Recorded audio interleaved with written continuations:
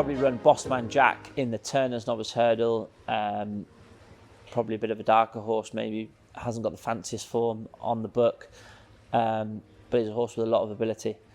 We've always held him in pretty high regard. Was an impressive winner the last day at Chepstow. Beat Starzand on his run before that at Foss-Lass, and he is improving. And I think he'll go to the Turners with a proper live each-way chance. If he outrun his odds, I wouldn't be surprised at all. Pretty versatile with the ground. Just maybe lacks probably the experience of a track like Cheltenham, but that might be the case for a few of the others as well. He's got a lot of ability, and he could well outrun his odds in the Turners. Bossman Jack. This is a horse called Soldier Reeves. Probably an outsider, really. He's going to go for the Turners. He was a good winner of Maiden Hurdle at Cheltenham. And then we've campaigned him in pretty good races, really. He's quite headstrong, and we just wanted to sort of try and teach him things the right way around by running him in some better races with a stronger pace. And he was actually third behind Old Park Star the last day at Haydock. He's been crying out to step up and trip. Again, a lot of these races I think at Cheltenham are quite open, and I think this horse could run a big race at a big price. That's Soldier Reeves. So here's Load Sud. He's going to run in the Champion Chase. Was great there in the Schlur at the start of the year. We've made no secret of it how good we think he is, very fresh. The Tingle Creek probably came too close after the Schlur.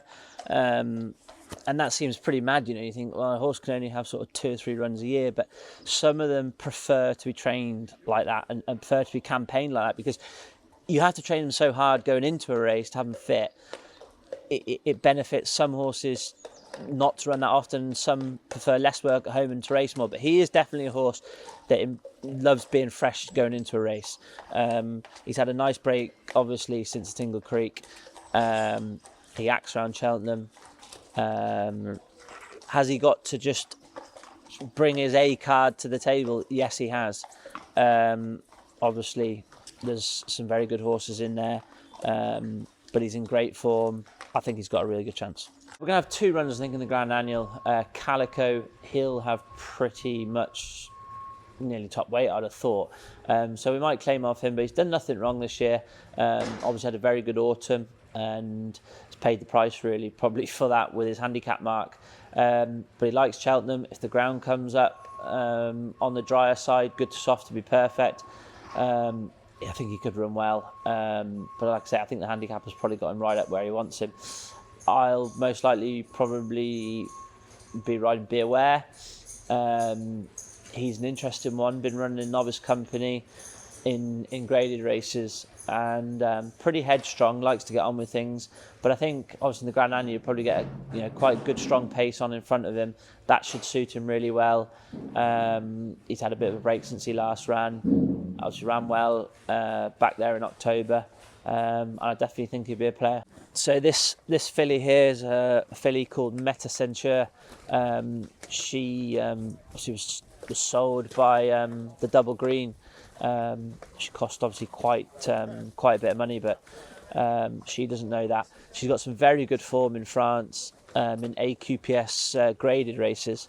She actually won a grade 3, was second in a grade 2, and she's a possibility to run in a champion bumper.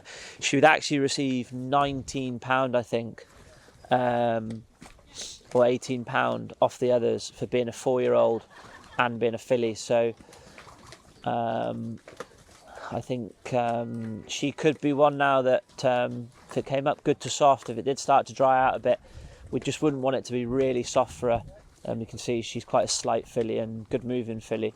She wouldn't want it really soft, but she could just be one that upsets the apple cart, perhaps. So the bay horse down the bottom here is a horse called Vango Kango. Won at Southwell, then went on and ran very, very well in a listed bumper at Ascot. He could run in the champion bumper.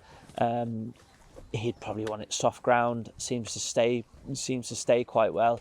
He's an outside chance, but I think anyone who's looking for a horse to follow next year going over hurdles, I think, yeah, he'd definitely be one to keep an eye out for. That's Vango Kango.